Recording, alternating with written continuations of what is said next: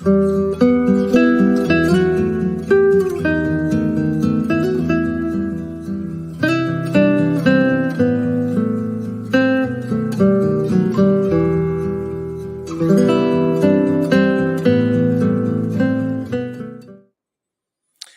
you endure and survive this week's episode of The Last of Us? Well, you're in the right place. Hit that subscribe button, buckle up, hit all the notification bells, smack some other stuff.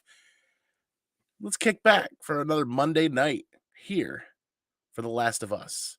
Tonight, we've got a special guest that we'll introduce shortly, but the boys are back in town, and we're going to start it off right. We remembered spoilers. The spoiler tag is just going to be running for the entire episode. There could be spoilers from any episode going on in the season. There could be some slight spoilers going further into the season as we discuss kind of some of our predictions. There could also be spoilers for the part 1 and part 2 of the video game tonight. So tread at your own risk. If you don't mind spoilers, then buckle up and hang out with us tonight as we go over some of our predictions and our reviews and reactions for episode 6. Once again, the boys are back in town. Let me welcome Double O. Good to see you, brother. How you doing, brother? Good to see you. I'm excited to talk about this episode, as usual. I hope you're doing well, man. I've been sick as a dog all weekend, and I'm ponying up for tonight. We're going to hang out, and we're going to muster through this, man. Heck yeah, man. I'm ready to go. I hope you feel better. Speaking of welcoming people back, gone last week, but back this week, Jackson, brother. Good to see you again. How are you? I am also sick. I came back from my trip with a horrible cough, sore throat, all that fun stuff. It's not COVID. It's not fungal infection via some zombified creature feature. So I'm good. I'm going to tough it out. I'm upset I missed last week because that was probably my favorite episode, was the one last week. So it was so good. Yeah. But yeah, good to see you guys again. Yeah, good to have you back, man. Last week was a phenomenal episode, and I think we went for close to 2 hours on last week's episode. I'm right there with you, man. I've got this head cold that's had so much sinus pressure. My eyes are watering. I could barely see straight. So we took a day to rest, relax, recoup, sleep quite a bit, sleep a lot. And we're going to be hanging out here talking about, and we're going to start the show like we normally do. But first, before we do that, we are going to welcome special guest tonight, comic writer, comic artist, friend of the comic community. I'm excited to have him here. Rob Potsy Potchak. What's up, brother? How are you? What is going on, ComicManAndy? You guys are talking about the whole, like, having the cough, having that, like I've literally had a cough for like 7 weeks, and I'm beginning to wonder whether or not it's because I had some birthday cake or some pancakes or something along those lines that might have caused a cordyceps fungus to actually get into my system. But I'm here. I appreciate the invite, and lots of stuff going on. But I love the video game. I love the TV show, and is it just me? And I know we'll get into this, but is it just me, or is the best part of the show actually like the behind the scenes stuff that they show after the episode? Like, is everybody loving that? Like, I hated the one episode that they didn't have that, and I was like, is my HBO Max just not working correctly? Like, what's going on? But it might not be. I don't think there's been an episode where they haven't had it. Yeah, I don't remember there not being one. So you might have to go back. I watched and I didn't see any of it, and I was like, what? But I need more, and there wasn't any more. So I wish they would put it before the trailer so that I could tap out before the trailer for next week's episode. But I gotta see that trailer too, though.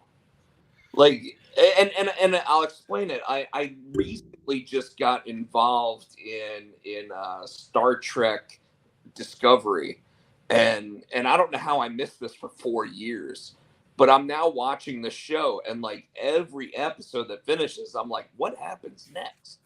And like with Picard just starting up this past week, like having the Ready Room with Will Wheaton. Like I watched the episode and I was like, where's the Ready Room, and where's the where's that little snippet that shows me what's going on next week? And there wasn't one. And all of a sudden, while I was at work at my day job, I had to sit there and like all of a sudden just go, well, I'm just going to watch it, while my day job's going on rather than do my day job for an hour. But regardless of that, Andy, I'll pass it back off to you. Thank you so much for letting me be part of this week. I appreciate you making the time, man. And what we're going to make some time for right now is we're going to start out like we do every week and go around the horn with our general grades for the episode and how we felt it fell into line and what were some of our kind of giveaways and takebacks, so to speak. So Double O, man, go ahead. So this episode for me, so last week I told you was probably my favorite episode that I had seen up until that point. This episode didn't have as much action, didn't have infected, but that being said, this episode was still like just as good as last week as far as I'm concerned. The way they pushed the story forward, they broke down characters, they brought in so much of Joel and Ellie's relationship, and we got to reunite with Tommy again, and all those things like made it just it's a 9.6 for me, right up there with last week. Nice. Jackson, man, it's been a couple of weeks. I'm looking forward to hearing what you had to say coming off of catching last week's episode. Yeah, so real quick, just I think the show's running into a problem with me now where it's like I can't give every episode an A because that implies that I like them all the same, but they're all so good that it's like an issue. Last week's was my favorite episode so far of the show. This week's was almost as good. So I guess I'll go like A minus, but I mean, you could go A. I thought that this was like the most emotionally resonant episode. This is the episode where like Joel and Ellie, I feel like their relationship has fully bonded at this point. That kind of was what this episode was to me. Did a great job with the source material from the game and bringing it into the show. Real quick note, Double O, you mentioned like, and I know you haven't been complaining about this, but like I'm seeing a lot of stuff on the internet of people like complaining that there's not enough infected, and I feel like they don't understand the point of the story. So, yeah, I thought it was great. 100% agree with you. Like I don't think they get it yet. Yeah, I think we're hearing a lot of comments and reviews from people who haven't fully experienced the video game series, part 1 or part 2. And we're seeing a lot of fans coming off of Walking Dead ending and then coming into this, where Walking Dead was the story really was about the people that were surviving or had survived. Yet there was a very, very heavy presence of zombies. That was the main enemy, the main villain that people were paying attention to. They had to visualize that substantially for people as they built up that storyline into some of the other storylines. And you're right, Jackson. I feel that people are kind of missing the point of this story. But before we get to more what I have to think, go ahead, Rob, man. I'm curious on what you have to say. So speaking of what everyone else just said there, if they really wanted to expand this out to more than just 2 seasons based on 2 video games, they absolutely could have filled more episodes with more of the infected, right? Like the first season of Walking Dead, they really kind of did that. They really kind of focused on the zombies and everything else. And it would have been cool to see a little bit more of like maybe the 20 years that have passed, because we've gotten those moments, and when we get them, it's like, holy shit, this is really cool stuff, right? But at the same time, like, we know that they had an almost perfect video game that they're adapting for this. At the same time, my favorite episode so far has been episode 3, which was the Nick Offerman episode. I really felt that was one of the best episodes of television that's almost ever been made. I really felt that they truly touched upon like just the heartstrings, pulled them as hard as they could, and even broke a couple of them as they did it. So I really felt that that episode really did all of that. When you guys talk about episode 5 going into episode 6, my biggest problem with the video game was that we got that heartstring of Sam and what's his name, Henry. We got Sam and Henry, and immediately after that in the video game, it snaps to the next season. And even in this show, we had the same thing happen where we didn't really feel the after effects of how that really like pulled at Ellie and Joel. Like we got to see it in that episode. Like it was like, holy, and sorry if I use language that Andy doesn't exactly go for on the show, but like I was, when you see Henry pull up the gun to his head after episode 5, you're like holy shit, like okay. And like I said, the whole after stuff where they're explaining like that Craig Mazin was like, we should totally make Sam deaf. You're like wow, like, because even Neil Druckmann was sitting there going, I really hated the fact that I didn't do that in the video game. Like, holy shit, that's so good. Like, how did I not think of that? Well, and I don't know exactly why he didn't think of that or whatever. Like I said, they made a near perfect video game to begin with.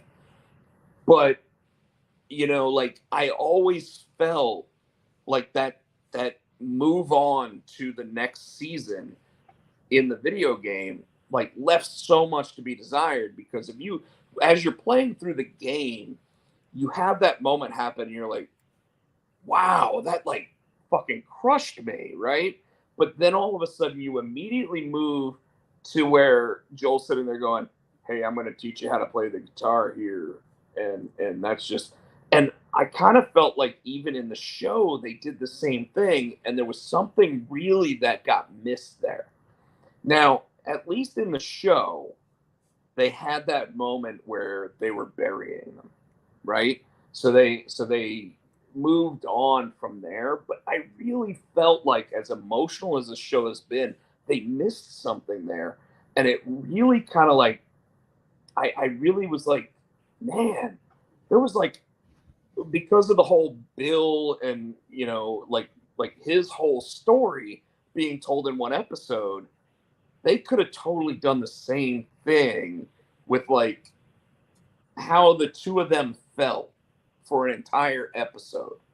And just, as they're moving, because suddenly they're in St. Louis and then they're in like, in South Dakota or something. And you're like, that's like on foot, that has gotta be like a month. You know what I mean? And so was it 3? Did they say 3 months later in the show? Wasn't it 3 months? I think they did. Yeah. But admit it, like we know that this story is about how, it's obviously Ellie's story, but it's the story of how these two people suddenly go from being, we don't like each other at all, to where it's a father and daughter story, right? And we know that because most of us have played the video game. But when we get to that moment where we're sitting there like 3 months later, like that 3 months is probably the biggest growth moments for those two characters to really care about each other in the entire story. And tell me if I'm wrong, but that's kind of how I like, even in the video game, I still felt the same way. And when they originally announced like downloadable content, and I'm sure we'll talk a little bit about next week's episode, but when they talked about downloadable content, I kind of felt like that was going to be a spot where they were going to focus that downloadable content, and they never did it. And I really felt like that was the one miss of like an almost perfect game. So Andy, I'll turn it over to you, because obviously, What's your grade if you had to throw a grade on it? On the episode? Yeah. I mean, I would say an 8.7, 8.8. Like, it's still an amazing episode. Like, reintroducing Tommy to the storyline, and Joel basically being like, "Wow, I don't have to save this guy." I really felt like it maintains that level of like greatness that the show has, but I do feel like there's like a gap and there's a miss somewhere. Agreed. I do feel what Rob is saying, guys, where there seems to be a little bit of a disconnect. They kind of mixed up the storyline a little bit with coming from the video game, and now Druckmann has said that the changes that they're going to be making are because they think it's going to be better in the show than what it was in the game. But this does get a little confusing. I'm with Rob where, yeah, they kind of cement this 3 months passing here, but obviously it's a different season in the show than it is in the video game. In the video game, it's more progressing into fall when they get to Jackson and experience the dam, where they actually experienced Jackson almost 2 years prior to setting up the dam and kind of building some areas of the town, and then going off to the city where the university is. And I almost have to get a map out to kind of double back and kind of follow their route over all of this. But it does throw that off a little bit because I see snow and my mind starts thinking about the downloadable content portion of the game. And I remember I've never played that. That's one thing I have not touched. Okay, that's true. That's right. And I remember at the very beginning of the season, we talked about, well, are they going to do droplets of flashbacks throughout the whole season, or are they going to do a singular show that does the flashback? And right now, it kind of looks like they're gearing towards a singular show for that flashback. My grade for this episode, I'm still having a lot of the same qualms and issues as I have in the other episodes, where they're doing so much in such a small window that I don't feel like HBO really gave Neil Druckmann and Craig the width or the gap of a lane. This really should have been 12 or so more issues, or not issues, but 12 or more episodes, because to try to squeeze all this into 9, you can kind of see it. You can kind of see it, you can kind of feel it. Now, granted, a lot of us are coming from our experiences with the video game. People that have never played the video game, we are kind of seeing some of the reviews online. I'm at probably a B+ with this episode. I liked it. I really my code word or keyword for this episode really is humanity. I like the 2 new characters we see in the cabin. It shows how people that were already tired of the world and disconnected were already surviving, and nothing's really changed for them except for they can't go into town anymore, and they're surviving. That was kind of neat. Like in the trailers, I'm like, well, why are we adding these people? And I can totally see why they're doing that. Is things are still normal for some people out there. The world keeps turning, so to speak. And then them traversing into Jackson, slight changes there. There's this whole episode is absolutely littered with really cool Easter eggs that you can spend an entire hour on covering. There's lots of Easter eggs, even into the part 2 video game, that were really neat that we can cover. But I'm probably at like a B+, solid episode, but I'm with Jackson on this. I can't give every episode an A- or an A+ because they're all great, but this one tends to feel a little bit more condensed and crunched than the last ones that I've seen. And that's kind of where I'm at with that. I'm not I'm not feeling that way at all. Like none of that. Like what you said about, hold on, I'm drawing a blank now all of a sudden. You weren't saying that they were condensed and crunched, but earlier you were saying you were feeling that, oh God, I got to revisit that now. We can spark my memory here in a little bit. Either way, real quick, I want to point out, Potsy, your point. I don't think you're wrong about the 3-month gap. I don't agree with it personally. I like it because it's like a solid, like, okay, it's led up to this, boom, here's the changing point, end of a chapter. We're going to go forward and like, let's see where these characters are now. I mean, we're all intelligent, right? We can understand how this would affect them. Like, we don't really need to see that. Right. And then right then and there, like it was in the game, that's what happened, right? Right. So, and they have 9 episodes to work with. And they expanded on a couple things already significantly from the game. And so there's things that aren't going to make it, like Andy was saying, they were only given so much time.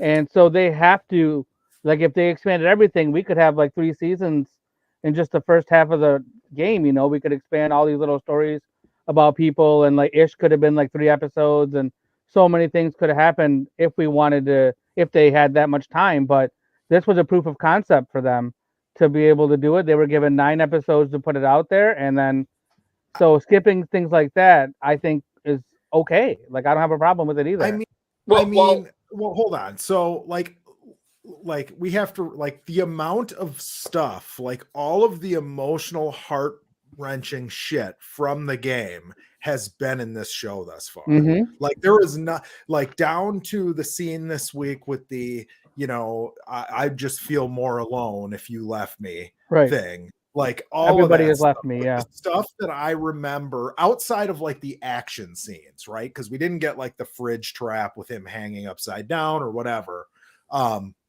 But like outside of that, everything has been here. Now they have 3 episodes left. I am like, I don't think we're getting the cannibals. That's my theory.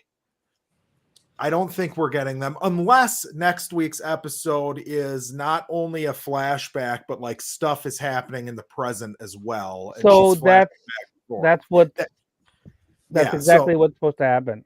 okay, so maybe we I do don't know if that. that's what happens in the show, but like as far as we talked about the DLC, this is when the DLC takes place. Okay, Is so the when she's hunting DLC the rabbit. literally is taking place while he's hurt, when she goes off and Exactly. like meets him and gets the medicine and everything. Okay. Yep. Yeah, DLC well, maybe starts then, same time. maybe that's the case It really then. does, and you know, obviously, like they'll probably tie in like what Ellie's doing to nurse him back to health and everything else. At the same time, you know, you said that you could probably get 3 seasons out of the material that they actually had in the video game, and I totally agree with that. I'm not, and I'll admit, I'm not a huge fan of disseminating the story to the point of where it's boring, and I think that that's something that The Walking Dead did do, right? Like there was 3 seasons of just walking, you know, like the second the second Lord of the Rings movie, if you will.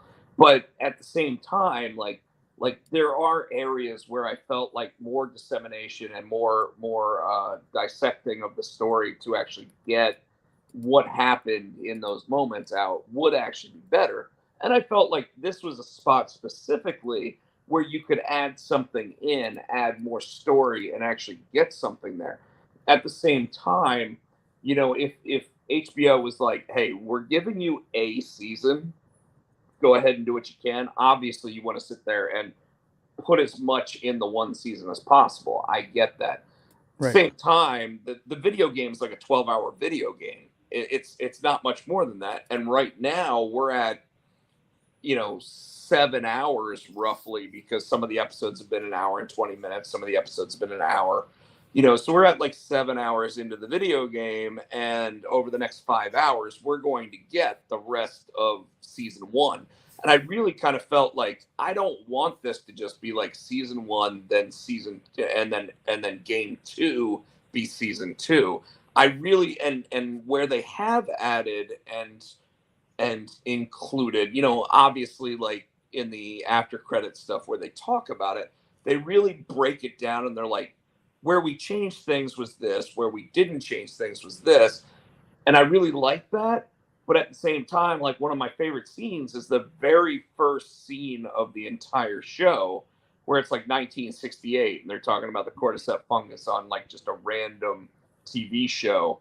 And I would like to see more of that stuff incorporated in, just as like, you know, like, and some people would call them throwaway sequences, but I really feel like they would actually drive the story better, similar to the, what was it, Indonesia, where all Yeah, I wish that we were opening every episode. Like, that's what I thought the pattern was at the beginning. I do wish there was a little prologue tacked on to the front of each episode, because like that second episode, I think, was the one with the doctor in Jakarta.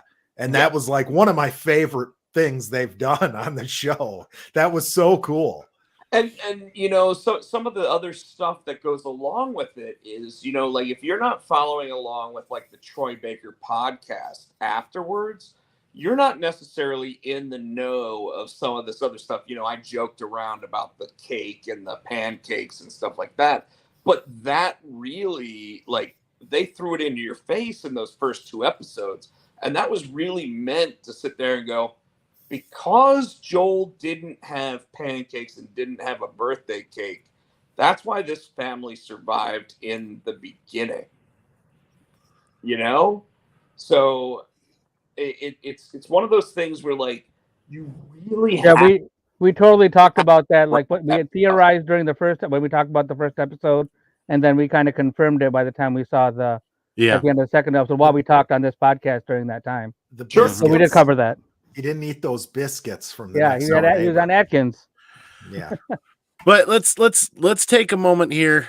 Actually, this is a great place to segue into speaking of the people and humans here, the relationship between Joel and Ellie and how that's affecting Joel now. That's, kind of the big takeaway word that I had from this episode was humanity, and they really added a lot of it to some of these characters. What do you guys think? This was my favorite, like, Joel and Ellie episode, like, as far as their relationship, him breaking down to his brother. Like, it's clear now that, like, he can't escape the fact that he cares about her. And he's just living with this fear of failing again. He goes to sleep every night and fails in his dreams. That whole bit was really good. Those two are great. I could see some like, this is just, and I don't know if it's her delivery or what, but I could see some people getting a little bit of, like, short round Jar Jar Binks feelings towards Ellie, because she just, like, blabs on at times. And I don't know if it's just her delivery or what. I don't feel that way, but I feel like maybe I'm just, like, biased because I, like, Game Ellie is who I'm just comparing her to. And I think that it's working fine for me, but that was the only thing I thought is, like, sometimes if you were strolling, you'd just be like, come on, give me a break. Well, this really Stop felt like talking. Ellie coming out of the video game, off the pages of the book, and right on screen. This was by far my favorite Ellie episode. I mean, I just don't know how to really put it into words. I'm there with you. I feel what you were talking about, but I felt it more in a positive manner, as this was more of Ellie jumping out on screen. I think ultimately what you saw here was the acting ability of Bella Ramsey at her age, being able to really capture what, Amy Johnson was able to do as the character of Ellie in the video game, as a much older person trying to deliver those lines. And this is where I think the casting for the characters was perfect. Like Pedro Pascal, I like the memes and everything saying that, like, 20 years down the road, every single thing is going to be Pedro Pascal taking a child across the country to get them to where their final destination is.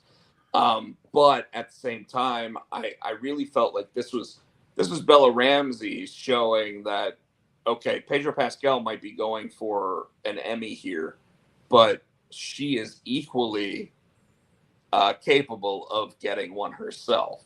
And I really felt that like, her characterization of what Ellie's going through and everything else, I really felt that, like, she grabbed that and was able to run with it.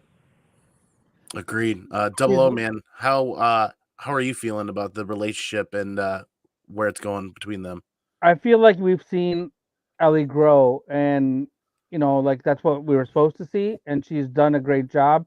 She takes the gun and she, like, she protects him while he's asleep, and she's, like, taking charge of things. She's always been kind of, she's gonna do what she wants and doesn't really listen to him, and kind of doesn't, like, follow his orders. But then in this episode, you could see her definitely coming into her own.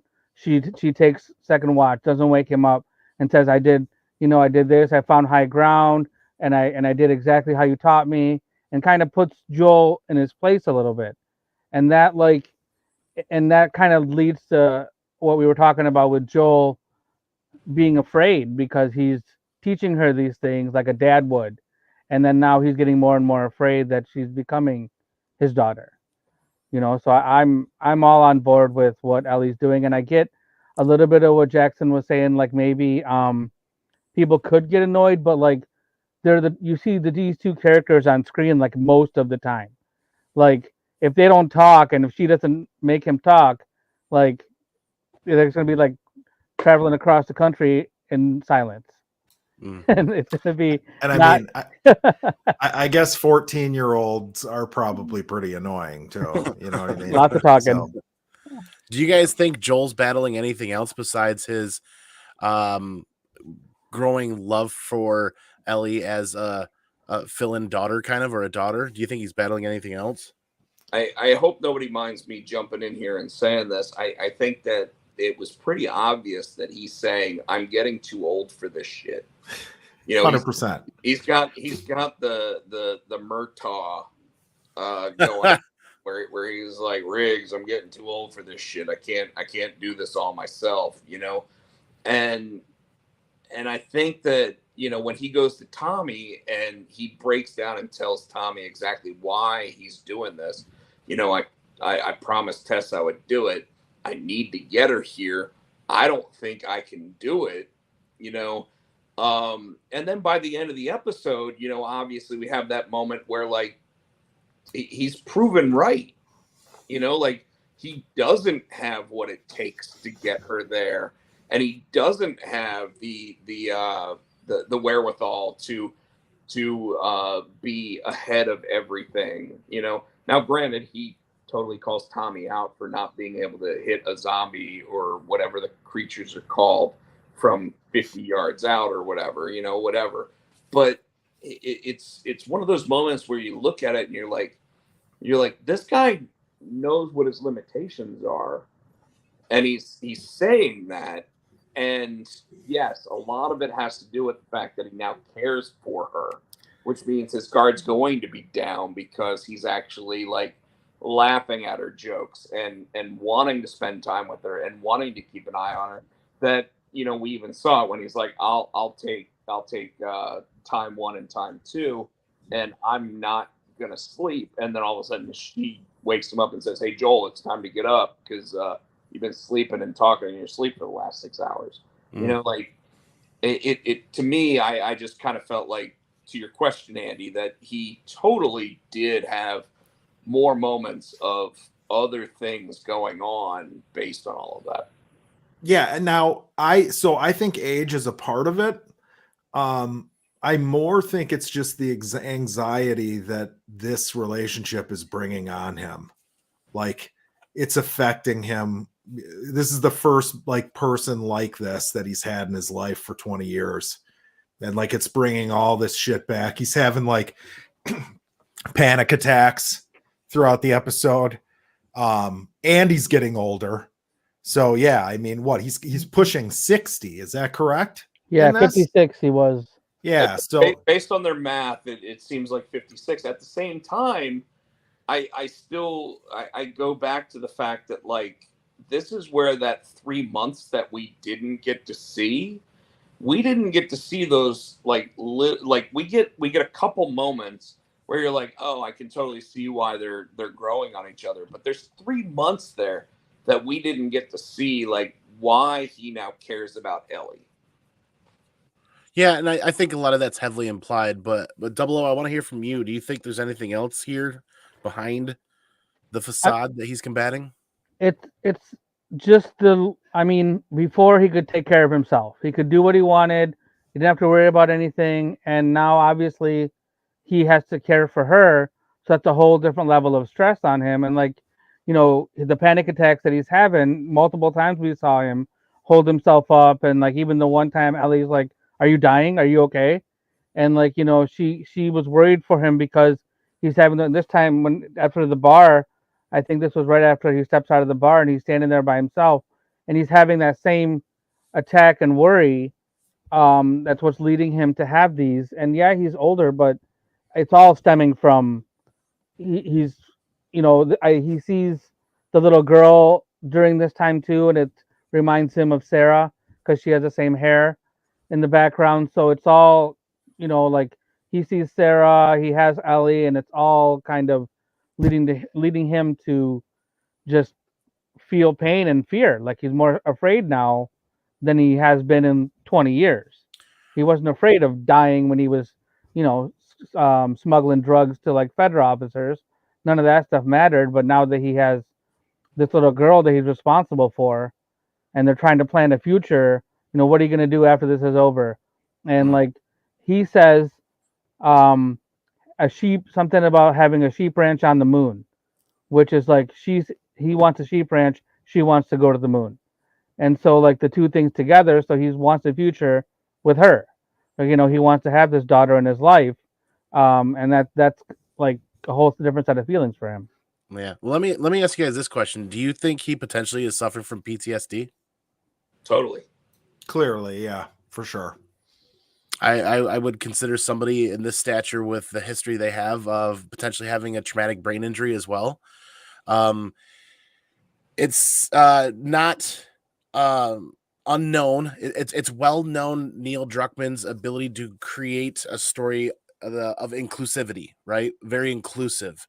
We see a lot of people from many different walks of life, and I feel like this is Druckmann's take on somebody battling PTSD, maybe a TBI, traumatic brain injury, somebody that's going through all of the turmoils of surviving. He is constantly stuck in survival mode. He's not living, which is why we get an episode like episode 3. We're practicing their love through caring for things and showing that they're caring for things.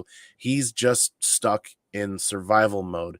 And with there's a phrase called hypersurveillance or hypersensitivity within the police community where you're constantly hypervigilance. It's hypervigilant. When you're constantly 24 hours a day hypervigilant, you never come down until you crash.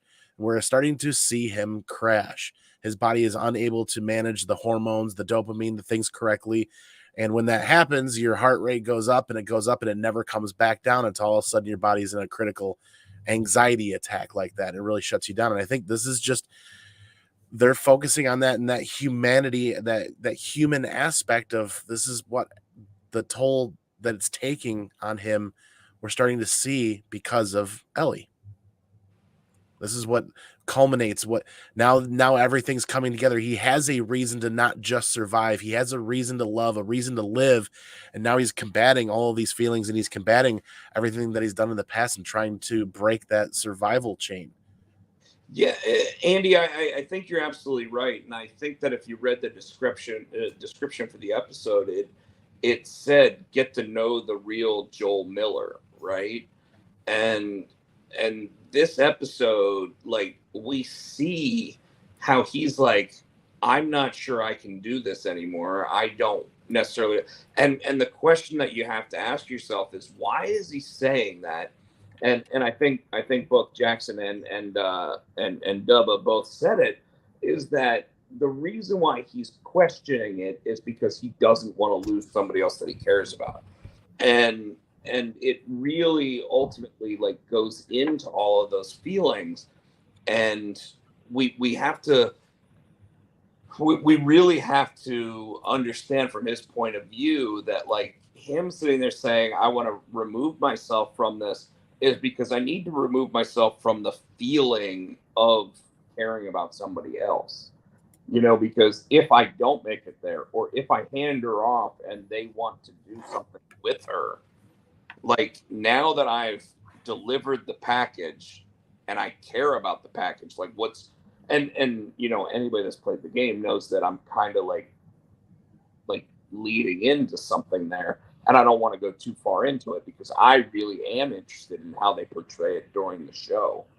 But, like his whole feeling here is I'm going to give you to Tommy because then I can just try to go back to who I was. And we already know, we can see over this like 9-month period or however long it's been at this point that Joel has changed. He changed based on the fact that he made a promise to Tess. He changed based on his relationship with Bill. He changed based on the conversations that he's been having with Ellie. And as he even said, based on the last 2 episodes, he's changed because some guy that he would have been able to drop instantly before, she had to take care of because he wasn't in the right mindset to do it. So he is changing as a person, and it's such a big like overall change that he's basically saying, I'm done with the kind of life that I've been living for 20 years. And now I kind of want to see what the next stage is. Mm. Yeah, it's really interesting. Just to see everything kind of start to culminate as we get towards the end of the season. But even though we're getting towards the end, we're past that halfway point. We're still getting some new characters and some new actors. So I'm curious. This is a perfect time to segue kind of into this. Is these newer actors that were coming in, like Maria, the actor? Please help me, guys. The actor that's playing Maria, I'm going to butcher her name, unfortunately. Retina Wesley. Just call her the girl from True Blood. Yes, from True Blood, Maria. I think she absolutely nailed it. I love the look they went for her. Her backstory of her being a lawyer or an attorney of some sort plays very well into her potentially being her on the council of Jackson. And who else did we get? The two older people at the beginning, but we got Marilyn from Northern Exposure. Yep. And the actor was I know him from other movies. I can't think of what he was from, but he's been in movies for sure. I can't even remember his name, but I know he was a very familiar actor. So really quick to touch on those two really quick. They were like another example of like Bill and Frank, right? Like they were a couple that was living out in this on the ranch. Yep. Or on their own property, and didn't have to worry about any infected, and they were telling them to stay away from the scary people in Jackson. So I thought that was kind of cool, and how they weren't like afraid. They weren't afraid of Joel and Ellie. They were like just sitting around laughing, and you know, like he's like, "You made him soup?" Yep, I did. Made him soup. You know, like just not even like a care. They weren't worried about any of the stuff. Not worried about Fedra. Not worried about infected. Not worried about anything. They were just living their life. So, you know, Dubba, when you say that, like when you think of the contrast of like The Walking Dead, you know, like there were so many characters that they introduced in The Walking Dead that if they had walked into that old folks' home and seen those two people sitting there, they would have just killed them. You know, but these folks, it didn't seem like Joel and Ellie were the first two people that had been through their area. It didn't seem like they were the first people that they made soup for. It really felt like when you get introduced to those characters, they're like, yep, anybody that really wants to go through here, they want a warm place to stay for a night. They want some food. We may make a trade with them over something that we want and we need, but overall, like we're just living our lives. And I kind of look at that as like if you lived in like South Dakota and the world started to end and all of a sudden there were like explosions and everything in all the major cities, South Dakota would be like the one place that wouldn't get affected. That Midwest is a giant open field, and I do want to kind of touch point on that to a scene later on as we get going. But spoilers for anybody that has everybody here played the second game? Yes. People in the comments maybe haven't. Are we going? Yeah. So I'm gonna give them a quick countdown for a spoiler. If you have not played the second game, is it the spoiler? It's one. Spoiler. There's several little Easter eggs. So yeah, but there's like the spoiler. We're not going there, are we? I don't know. I don't know. I don't know yet. Oh no! It's not the spoiler. Okay, but this is like an Easter egg towards the second game. But if you have not played the second game, dip out and come back in. So I had to think about it and process it for a minute. I just spoiler. I wanted to say, like, turn your shit off if it's the spoiler. No, it's not the spoiler, but it is a spoiler for the second game. 5, 4, 3, 2, 1. If anybody's still here, you've got nobody but yourself to blame. Well, you can blame me. I don't care. But hey, speaking of characters and actors, this stuck out like a sore thumb. This should be somebody that everybody should pretty much recognize by now, right? Yeah, so Ellie's sitting there. Ellie and Joel, they're eating ravenously like they haven't eaten a meal in forever, which is true. And then she yells at this girl, like for staring at her, and the girl runs away. And I mean, immediately, like this was, my wife and I both watched it. Wait, was that? And then we rewound it to watch it again right then and there to see what she looked like. But that's the only time they show her is right then and right here. She's credited for 2 episodes though, too. Interesting. Yeah, so I'm curious what's going there, but go ahead, Jackson. Yeah, I mean, I think it's probably Dina, but part of me is like, well, so she's just a weirdo creep who's like staring at her. Like, is she like insatiably attracted to Ellie?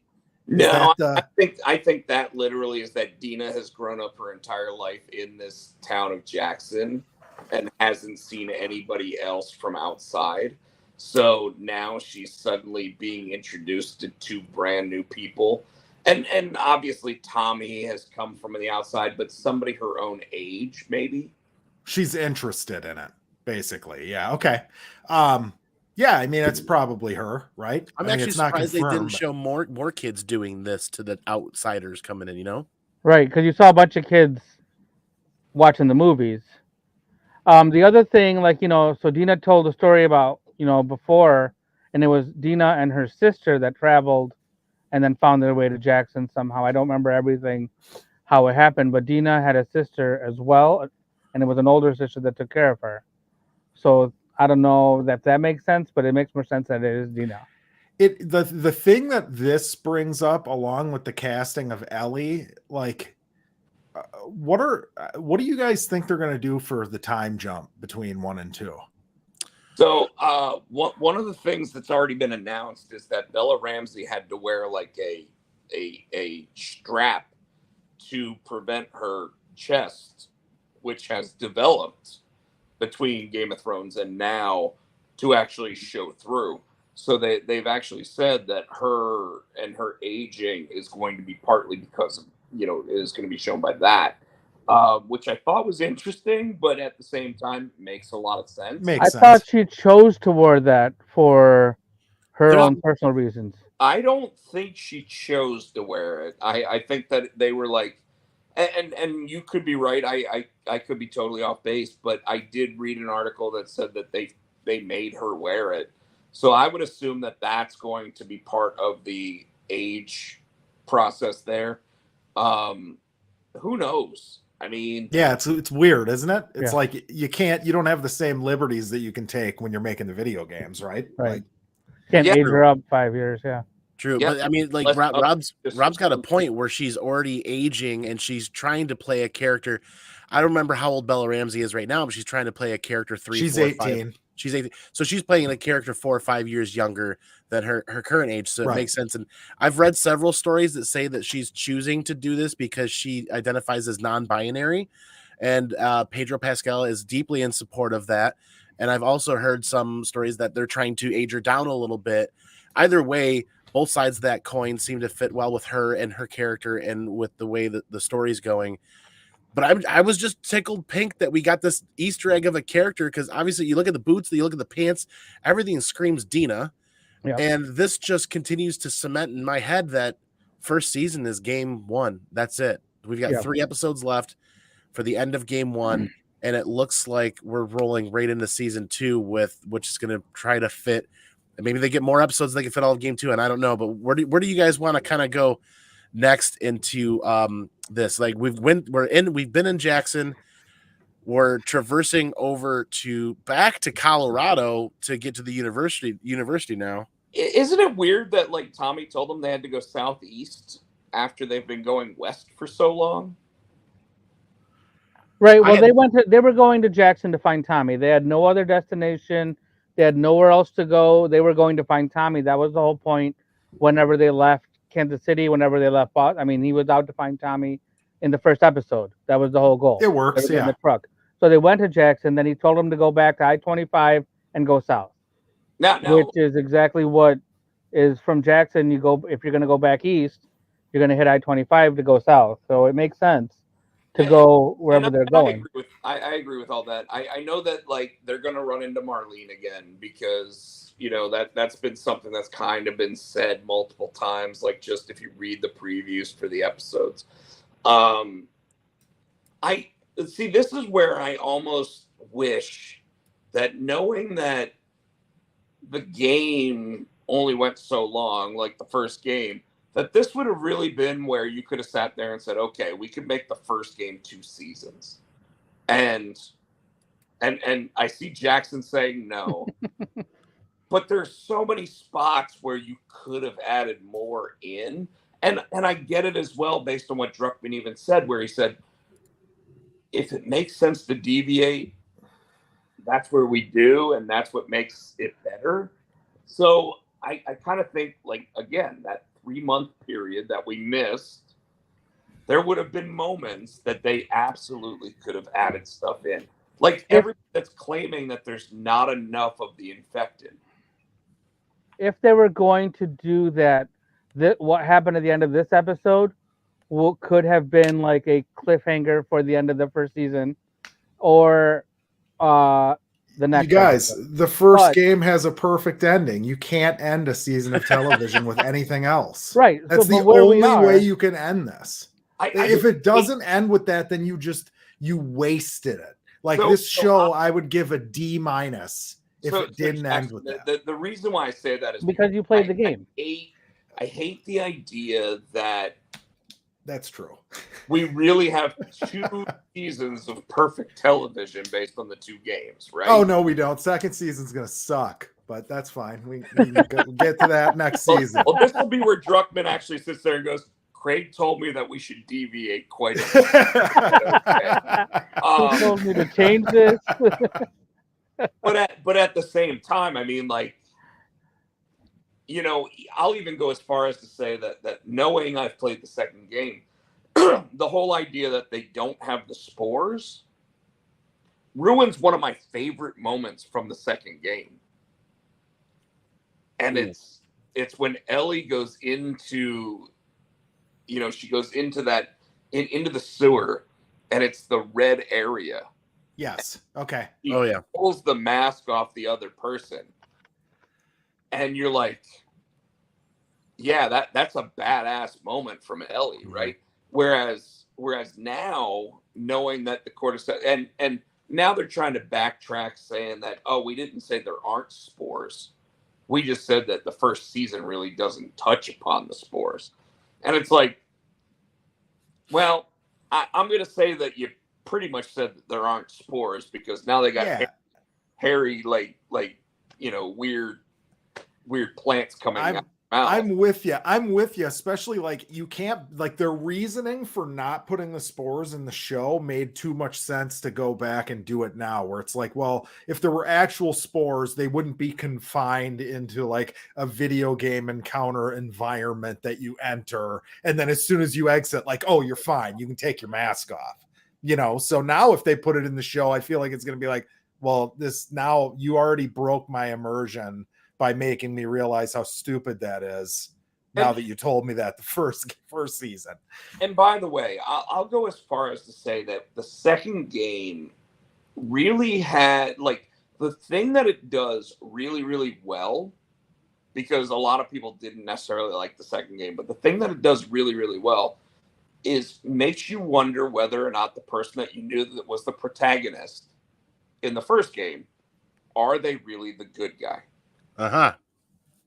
And that's the thing that it did extremely well, was because I'll tell you, there's that scene with the dogs where you're playing with a dog, and I'm like, I love that dog now. And then all of a sudden there's a moment where you're like, oh, I got to do what? What? And I'm trying not to. They did it the other way around, I believe.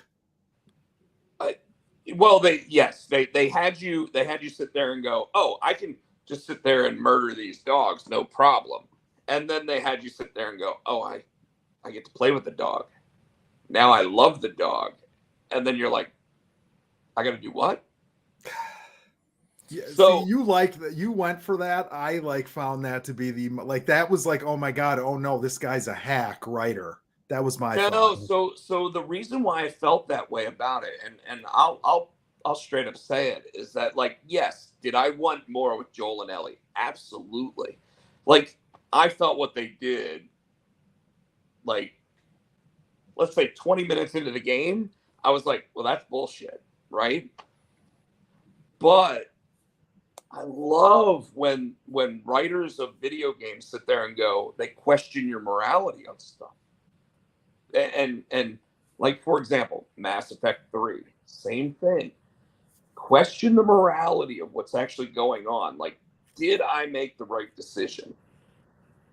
And that's what Last of Us 2 tried to do.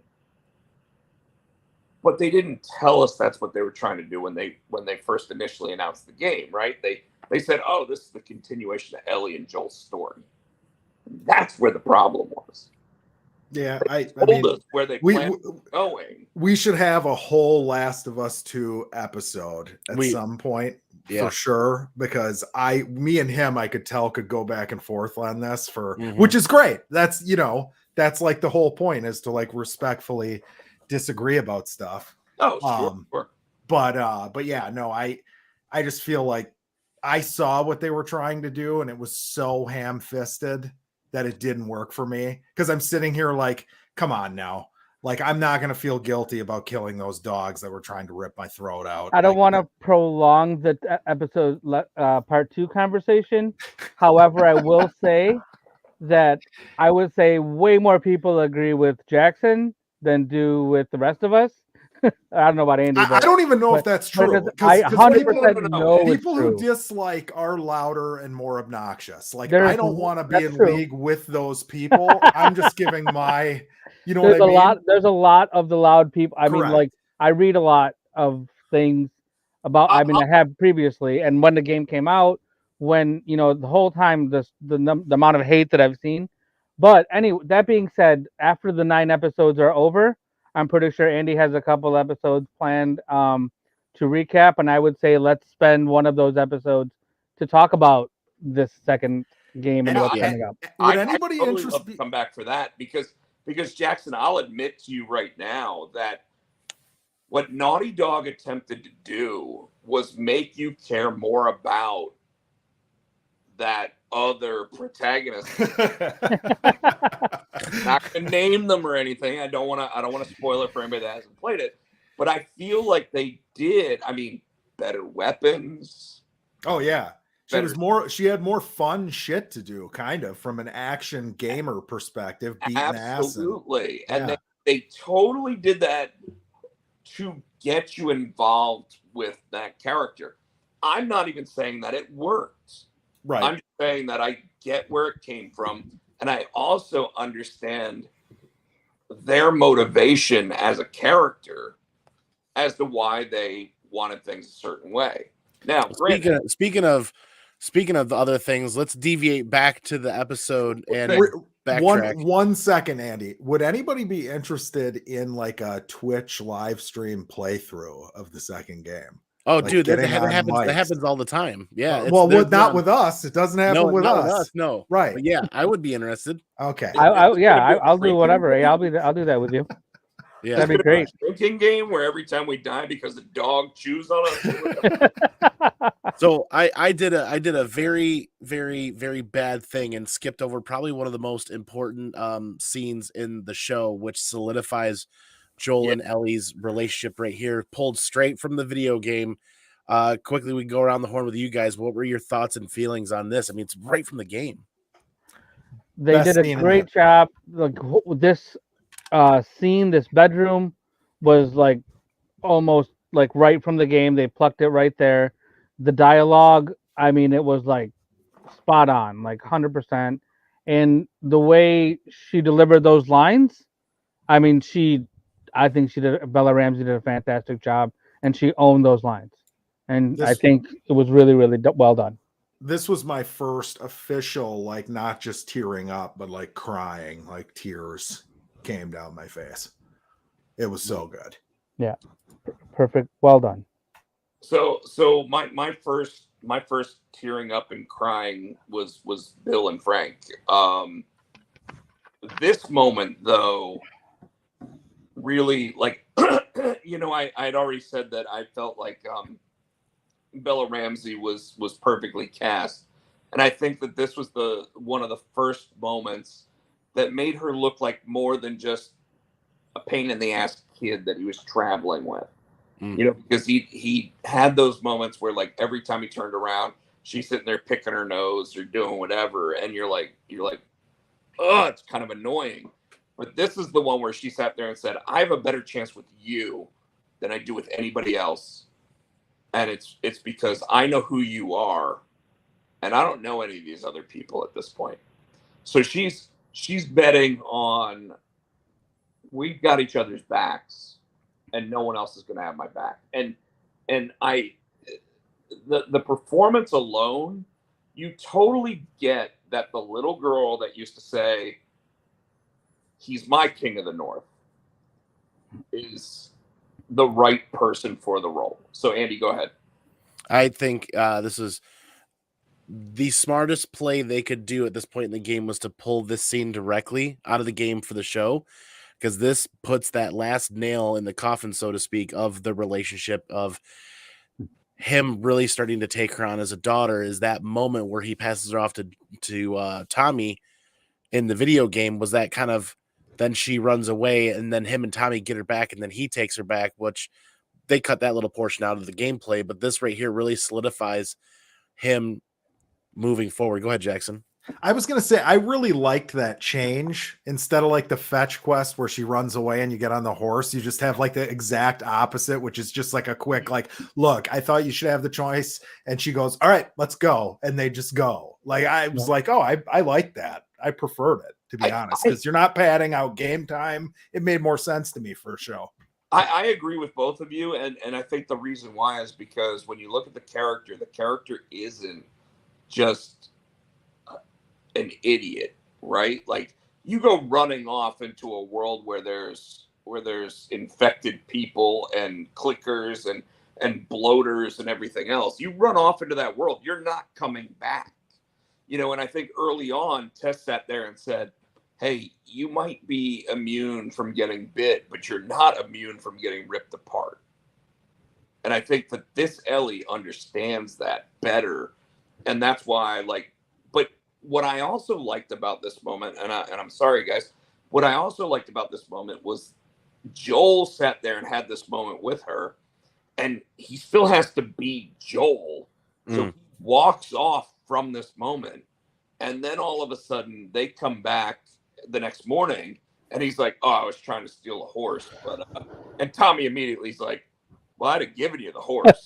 And he's like, yeah, I know, but I couldn't leave, and we know why he couldn't leave. It's just he had to be the bigger man, but he realized he wasn't the bigger man, so he had to come up with a bullshit answer for that. There's still a little bit of honor and a sense of honor and duty and commitment in Joel. He's still the base human that he was at the beginning, even though drastically changed after all these years. So he's still, after unloading and feeling some comfort after unloading to Tommy, kind of comes back to his original self a bit more. So I can see that come back into play. And they had to flip-flop it a little bit because Jackson was so far advanced compared to where it was in the first game. Yeah. So in the first game, she could have run off with the horse out of Jackson because it wasn't so fortified. And now here, like, you can't even get near it without, a patrol coming at you. So, I mean, Joel thinks he was going to steal a horse, but was he really going to be able to steal a horse from the stables and get out, without having somebody stop him? I think it was too well fortified and protected.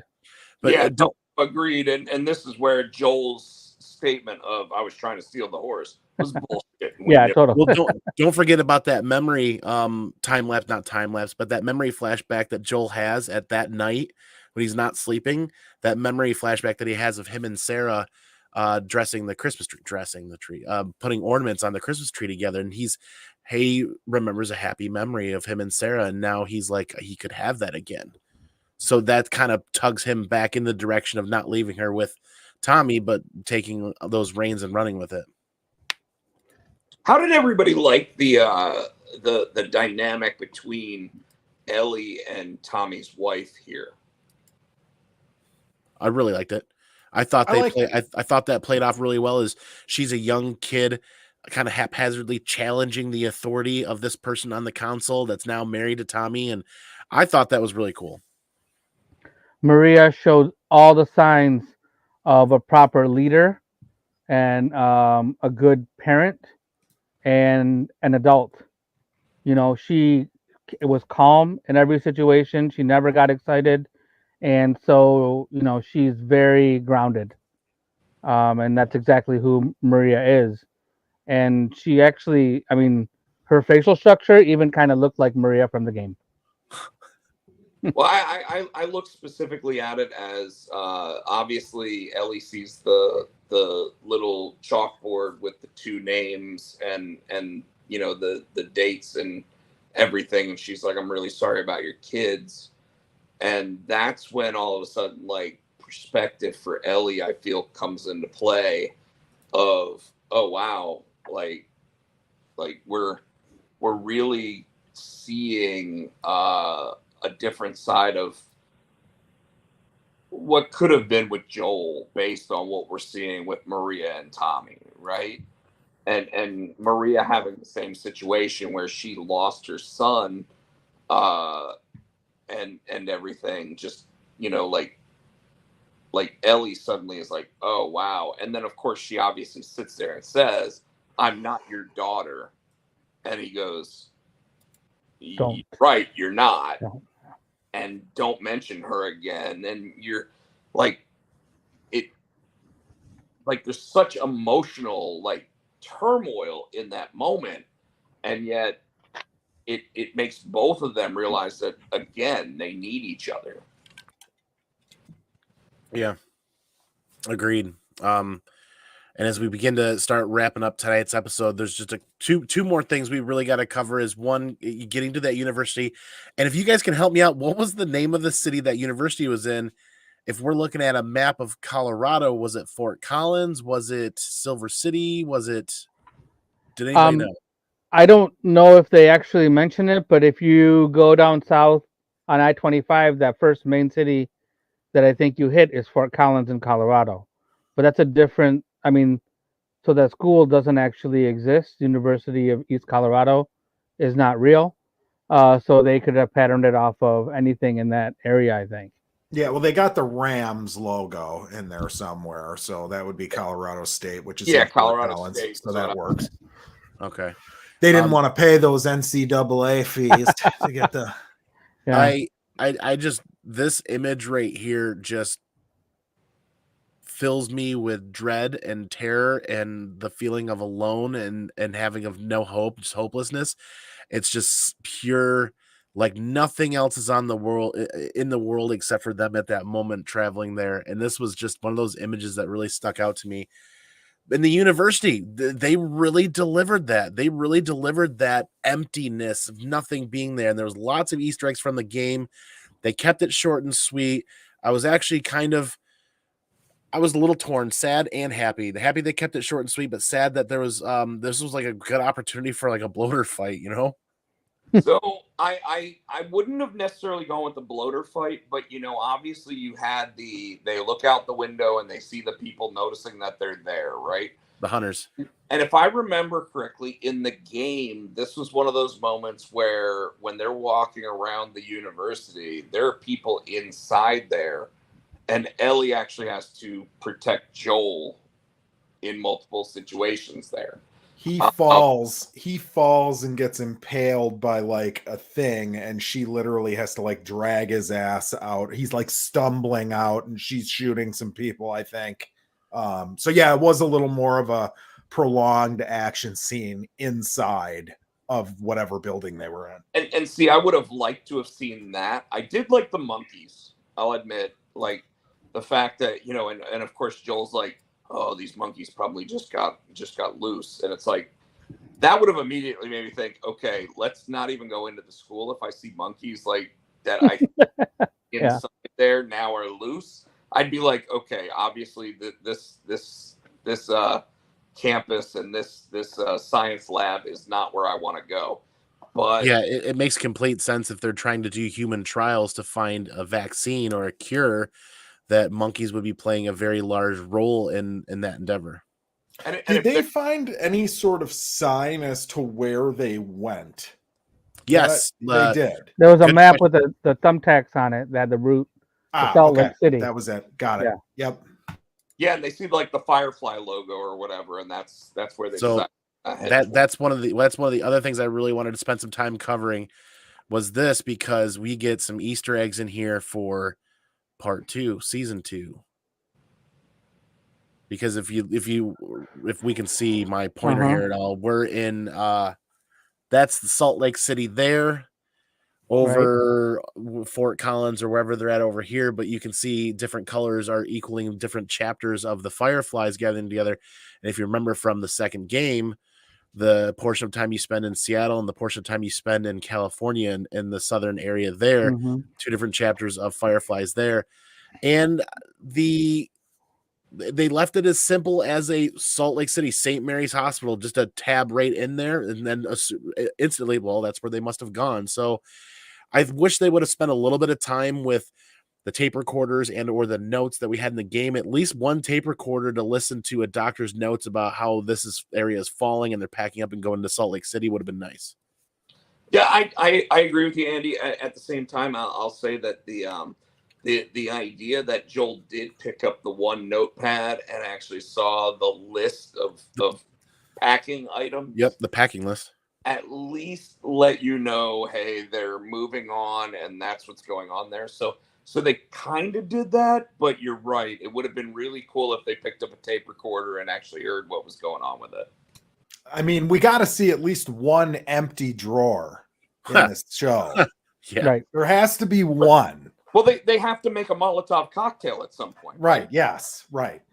So I personally did like when you see that map, and even when Ellie talks about it, she talks about how like they all seem to converge at that one point. So that's why they know they're going there, rather than like, oh, well, they could have started there and they move outwards. No, they make the distinction that that's where they're headed. Yeah, it's I'm always left wanting a little bit more. I guess that's just what it is to be, somebody that just wants to continually dive more into these things and wants more and more every game, every episode. Well played, Andy. That's all it's telling you to do.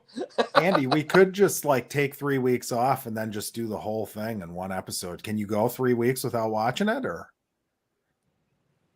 Dude, we would be here for 4 hours on a Monday night, and I don't know about you guys. I couldn't do it. I gotta work super early on Tuesday, so 10:30 about now is usually when I'm done for the night. I know that Andy actually said he was watching the episode again tonight, and I have watched every episode at least twice each. So I don't know how you guys are, but like if we had to watch all of it at once and then come and do this, I'd be like, okay, I'm gonna miss everything. I would imagine that the show might actually watch a little bit better binging the whole thing, because that's kind of how we experienced it in the video game for 4, 5, 6, 7, 8 hours in a shot, however long you wanted to on a weekend. Yeah, and unfortunately that seems to be how a lot of these shows are. Like I just watched the first episode of Picard for season 3, and I'm like, I already just want to watch the 10-hour movie version, But yeah, when it comes to this show, like everything they've done has met expectations so far. Yeah, and I mean they wrap up this episode pretty quickly. They don't spend a whole lot of time at the university on screen digging through searching for stuff before the hunters show up, and then they do what I wish we could have done in almost every instance throughout each of the games is, can I go out the back door? Do I not have to? Can I just run and face these guys instead of having to run through them or having to fight them? They sneak out a back door, and I was very appreciative of that line. But I have a question for you there. They literally tied their horse up out front. So if these folks are walking in out front, would they not just leave somebody with the horse or steal the horse? It's a good. Hey, it's one of those things. Like we've run into a few of them in this show. I'm surprised Solo Wookiee hasn't been bitching about that in the comments the entire episode. But yeah, no, that's a good point. That's a good point. We don't know if it was the front or the back. They were in like a courtyard. The front of the building could have been the other side. Like I get it. Like I know what you're saying, but like somebody can always explain that away by saying like, oh, that was the back of the building, and they do their patrols on the other side. But there was a guy there, so he was waiting for him. I don't know why he wasn't on the horse, but I appreciate that the wound that Joel suffers in this looks more survivable than the one that he gets in the game. You. Yeah. Yes. Thank you. Thank you. Because in the game, you're like, there's no fucking way. I thought in the game they did that wound because they were actually thinking, okay, Joel might not make it. And then all of a sudden, like, they were like, well, you know what? We should probably just, it's a video game. We should let Joel make it through. Yeah. No, you might be right. But they leave it when you first see it, Andy. Yeah, when you first see it, you're like, is he completely impaled like the game? Is he going to survive it? And then I'm with Jackson. I'm kind of glad they left it a little bit more believable on the survivability aspect. Yeah, because I was like, okay, I can live with that. Right. Like she's not going to go find a bottle of penicillin from her local pharmacy or cannibal factory that's just going to come home and she gives it to Joel, and all of a sudden Joel's like, all right, I'm up. A day later he's up, he's killing people, he's back out. Like this one I can buy. Although when you look at that picture and you see that oh, it's brutal all the way in him, you're literally brutal. At it like is he? I mean, is he gonna like that's like in his liver? Like. My wife's like, Joel can't die. He's not dead. Like he can't die. And I'm like, oh, I'll just keep my mouth shut. We're just gonna let you wait, and we'll continue. I can't wait till season 2 and whether or not like everybody goes, Joel can't die. Yeah, I know. Well, if anybody says that to me, I'm like, this is HBO, right? And you saw the Red Wedding. So anything can happen on an HBO show. Sean Bean died in episode 9. Like he was the top actor. Right. What did they do to Ned Stark? Exactly. This is HBO.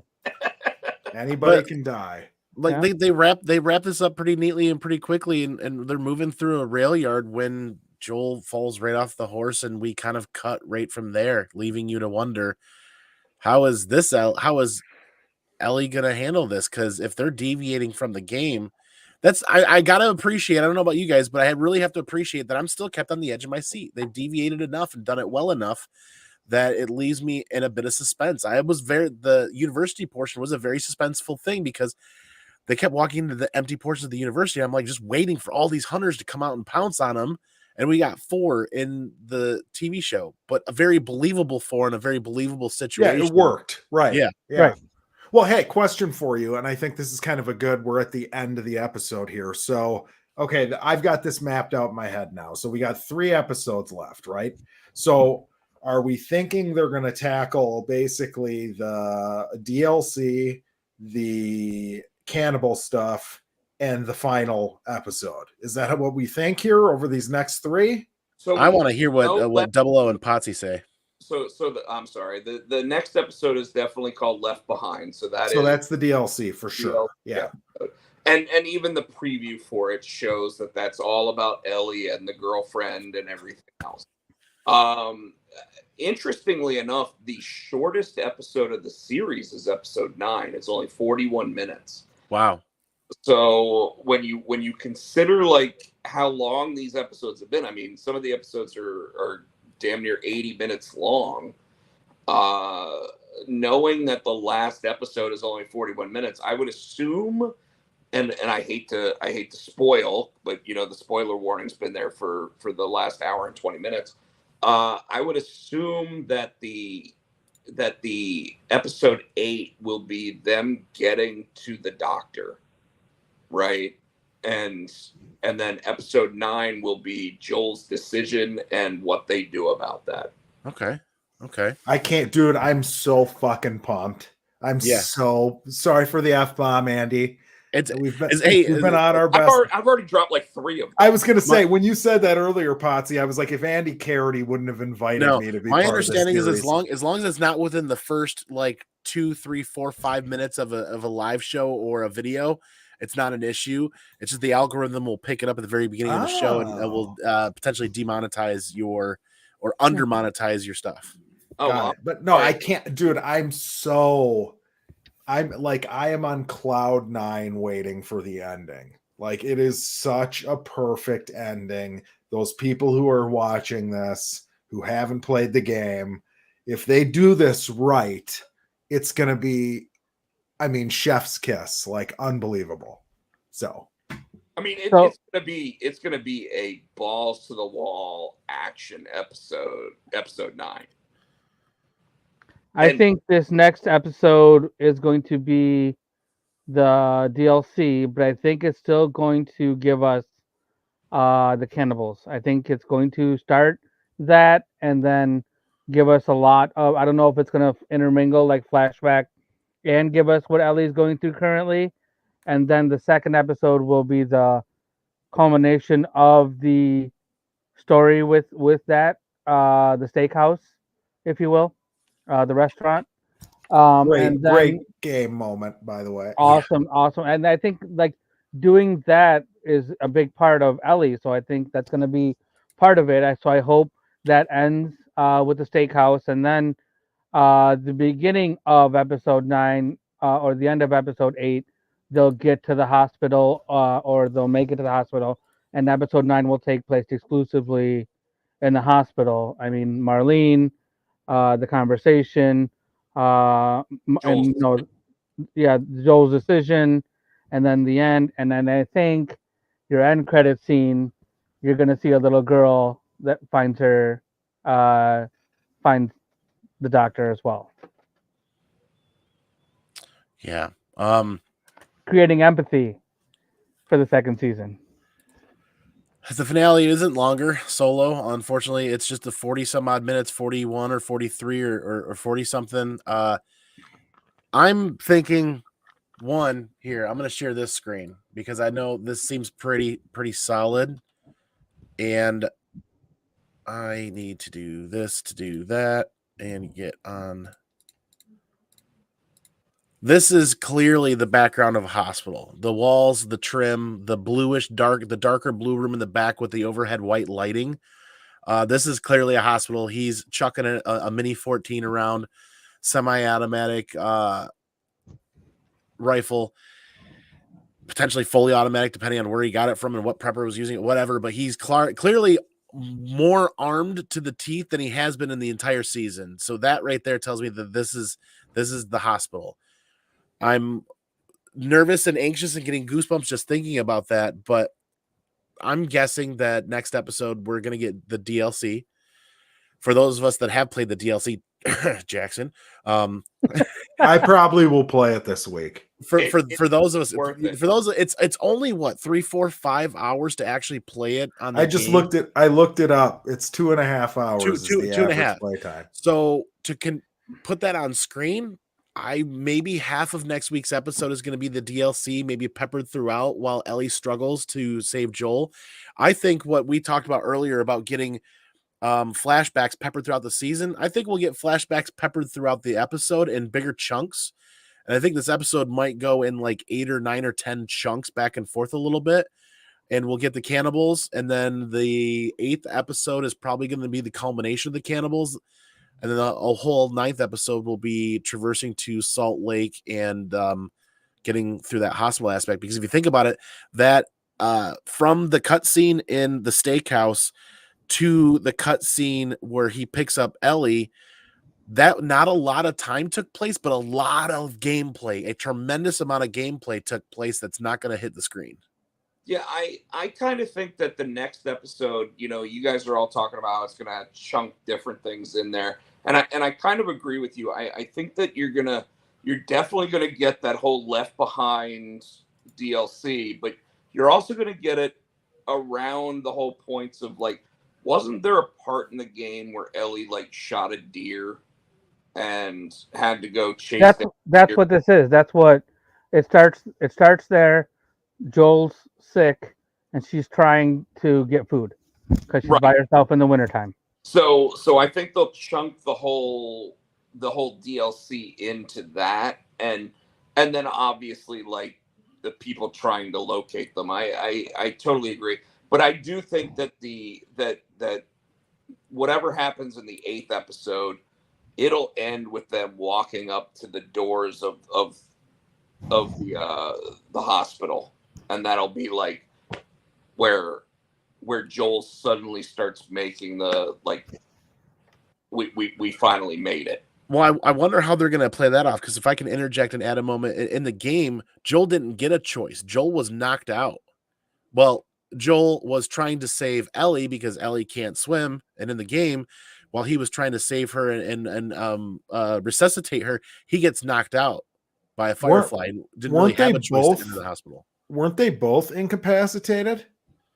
Right? So Yeah, I mean, they're in the water, you can have like a very like you can have a very sudden moment of like, oh, they both get knocked out and then wake up in the hospital. Yeah, I mean that's totally doable. To episode 8, right? All of a sudden they're like Joel's sitting there like pulling her out of the river or whatever, and just gets knocked over the head. Right. We got to have the giraffe moment in here somewhere too. That has to. You know how many people have been screaming and saying that it has to be a thing? The giraffe moment has to be in here somewhere. Wasn't the giraffe from game 2?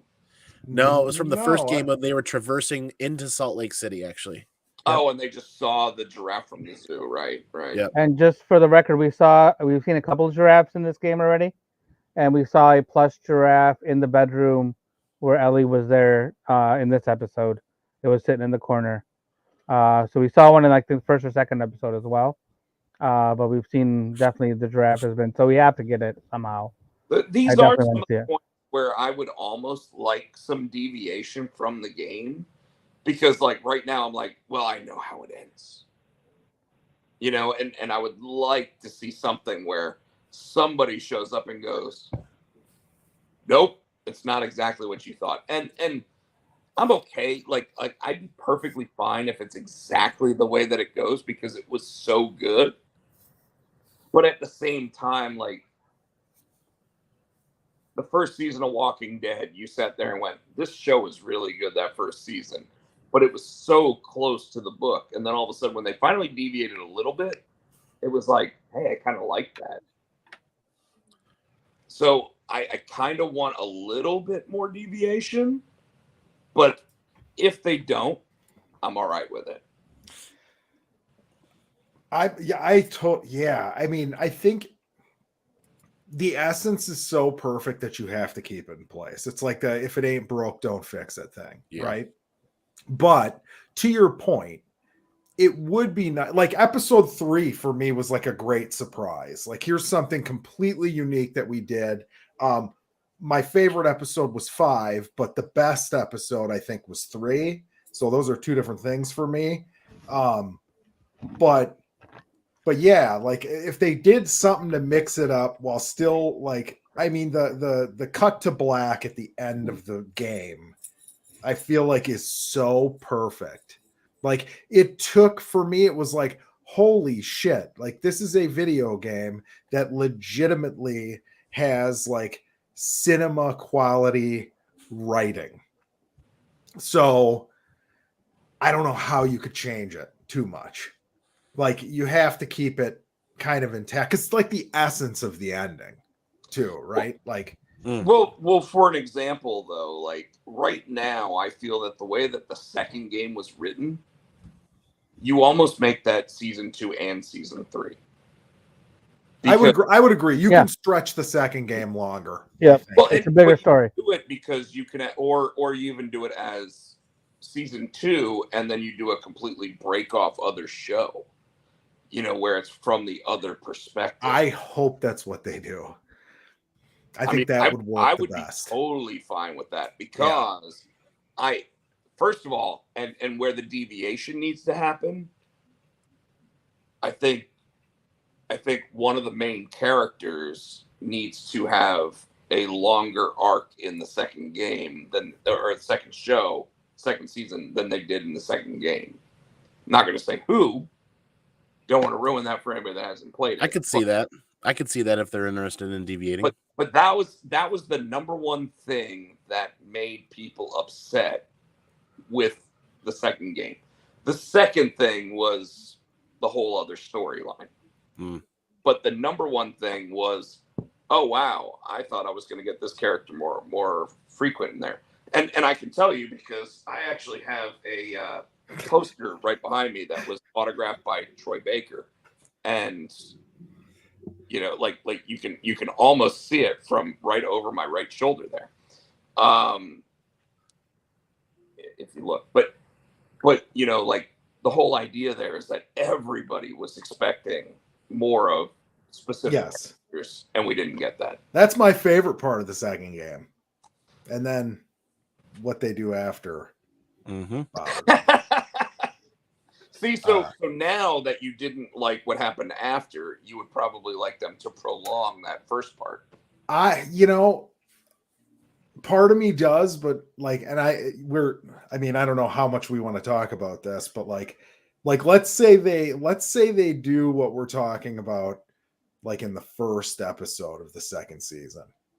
Like, I would love that, just to watch people lose their fucking minds. What was the one thing that made people stop watching The Walking Dead? I mean, like Lucille's second appearance. I mean, I never even got that far, but who's second appearance? Lucille was the baseball bat. Oh, yeah. I don't even know. Yeah, I never even saw that. But speaking about getting really far, I know Double O and I have really early mornings tomorrow, so if we can, that was pretty much the major points we wanted to cover. But do you guys have any final thoughts going around the horn before we close it out? Just an apology for keeping you up on a school night, Andy. I apologize. I just want to thank you for letting me be part of this. I mean, I love the video game. I love the TV show. So, well, really appreciate you making the time, man. Thank you so much. For sure. I'm looking forward to seeing where Ashley Johnson fits in, and looking forward to seeing Troy Baker. So, like there's 3 episodes left, and we're supposed to see both of them at some point. So I'm looking forward to that. It is interesting that we got Tommy, the actor that was Tommy already, but we haven't gotten Joel or Ellie yet. Yeah, that's okay. Yeah. We're getting them, so I'm just looking forward to see when we see them. I'm going to be excited to see them. It's going to be a super action-packed next 3 weeks for sure. I really appreciate you guys making time for going long and talking about one of the greatest universes in video game and now in television history. And to close out the episode, I want to go around the horn and ask everybody what they have going on. Double O brother, I know there's some new announcements coming from your area. What do you have coming up next, and where can people find you? Well, I'm doing Wednesday night. I'll be on the tax show on Renovision, and then this weekend, Friday and Saturday, actually, we Spooky Seance and I will be live at the show in Warren, Michigan. It's called the Great Lakes Comic-Con. So we will be set up there. We'll have a booth.